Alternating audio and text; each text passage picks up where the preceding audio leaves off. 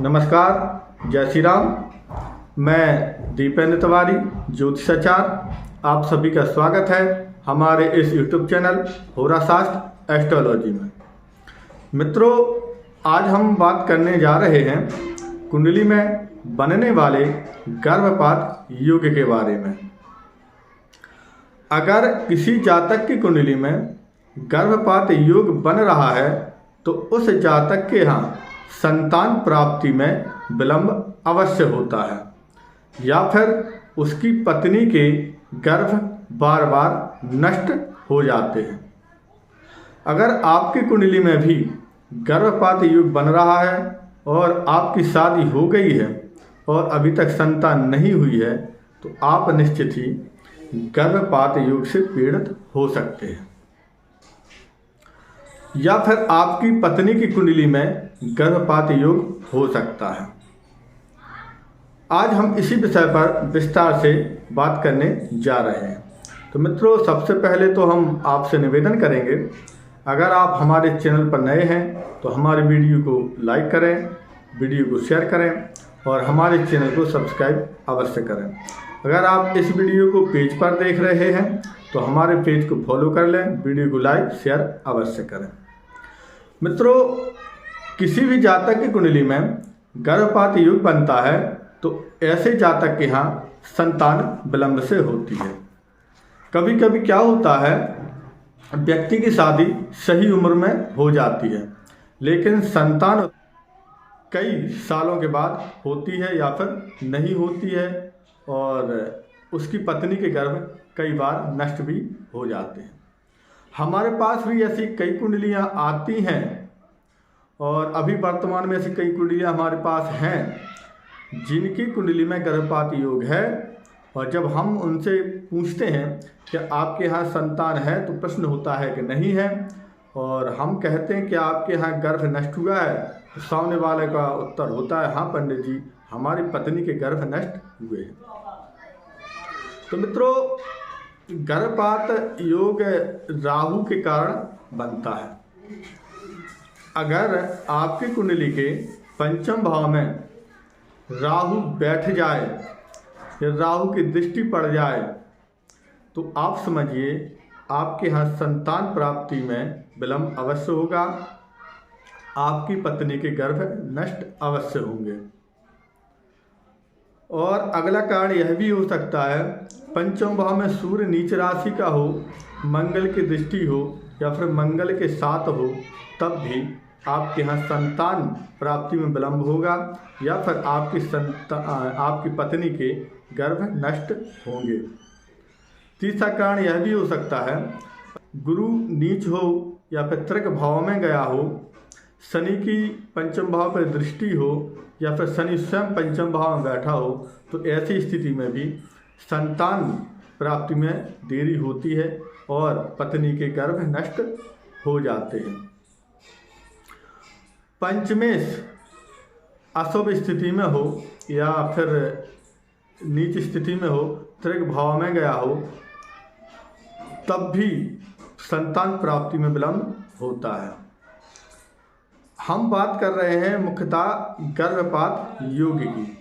तो मित्रों, आप इतना अवश्य ध्यान रखें, पंचम भाव में राहु बैठे या फिर राहु देखे तो निश्चित ही आपकी पत्नी के गर्भ नष्ट होंगे, क्योंकि राहु गर्भ को नष्ट करता है। राहु नहीं चाहता है कि इसके यहाँ संतान हो जाए। अगर राहु और सूर्य पंचम भाव में बैठ जाए तो शास्त्र कहता है कि ऐसा व्यक्ति या फिर ऐसी स्त्री के यहाँ कभी भी संतान नहीं होती है। अगर पुरुष की कुंडली में बैठ जाए तो पुरुष पिता नहीं बन सकता, और स्त्री की कुंडली में बैठ जाए तो स्त्री माँ नहीं बन सकती। तो ऐसा हमारा शास्त्र कहते हैं, क्योंकि सूर्य और राहु एक साथ बैठ जाए तो पितृदोष का भी कारक होता है, यानी पितृदोष भी बन जाता है। तो कुटुंब में पितृदोष के कारण संतान नहीं हो पाती है। तो पंचम भाव संतान के लिए विशेष होता है। पंचम भाव पर अशुभ ग्रहों की दृष्टि हो, पंचमेश अशुभ भाव में गया हो, या फिर पंचमेश नीच राशि पर गया हो, शत्रु क्षेत्री हो, पाप कर्तरी हो, तब भी व्यक्ति के यहाँ संतान नहीं होती है। अगर गुरु अशुभ स्थिति में है, नीच है, पाप कर्तरी में है, शत्रु क्षेत्री है, तब भी व्यक्ति के यहाँ संतान नहीं होती है। तो मित्रों, आप हमेशा यह ध्यान रखें, अगर आपके यहाँ संतान नहीं हो रही है या फिर आपकी पत्नी के गर्भ बार बार नष्ट हो रहे हैं, तो कुंडली का पंचम भाव, पंचमेश और पंचम भाव पर पड़ रही ग्रहों की दृष्टि और पंचम, इनको विशेषकर देखें। अगर इनमें से कोई भी एक ग्रह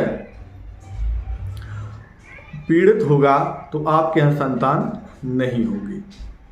अगर पत्नी के गर्भ बार बार नष्ट हो रहे हैं तो इसमें दो कारण हो सकते हैं। पहला कारण तो यह है कि पंचम भाव राहु से पीड़ित है, और दूसरा यह है कि आपके घर में पितृदोष है। दो ही कारण होते हैं जब पत्नी के गर्भ बार बार नष्ट होते हैं।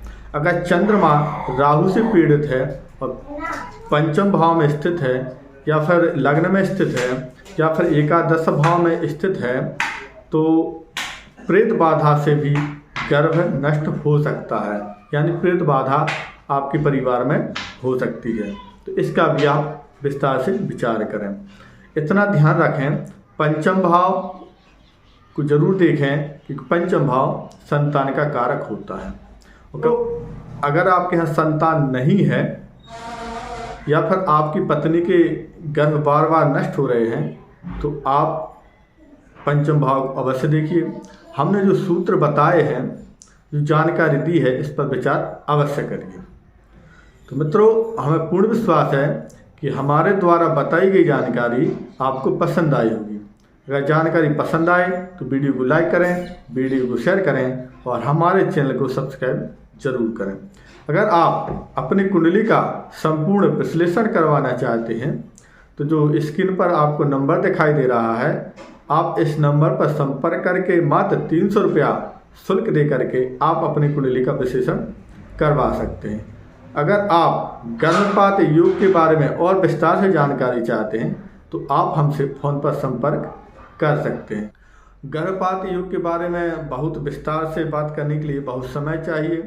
हम कभी और अन्य वीडियो में आपको गर्भपात योग के बारे में विस्तार से जानकारी देंगे और प्रमाण के साथ देंगे कि इस कुंडली में गर्भपात योग बना है और इसके यहाँ संतान नहीं है।